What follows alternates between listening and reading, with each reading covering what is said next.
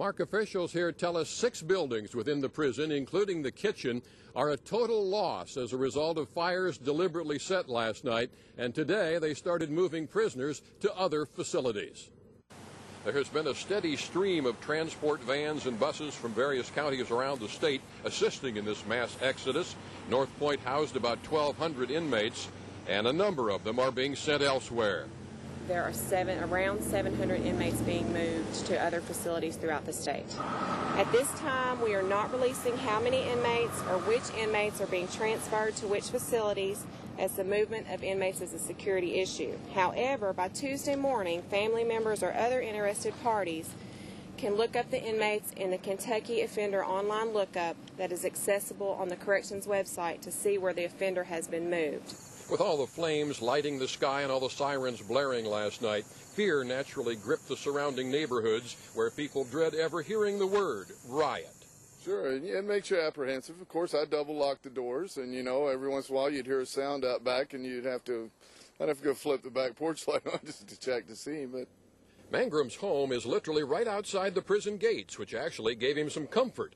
People thought that living this close that I'd be worried. I thought, well, no, if they're going to run away, if there's escapees, there's the last place they're going to do is run across the street. So. Now, we were told that a late afternoon briefing would address the issue of what caused the riot, but this is the only way it was addressed. That is still pending investigation at this time, and corrections officials will investigate swiftly and figure out what was the cause of this incident.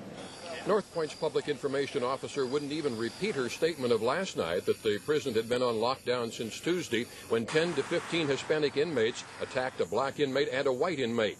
So I asked her if that statement was factual, and could the aftermath of that incident have sparked the riot? That is correct, but it is under investigation at this time.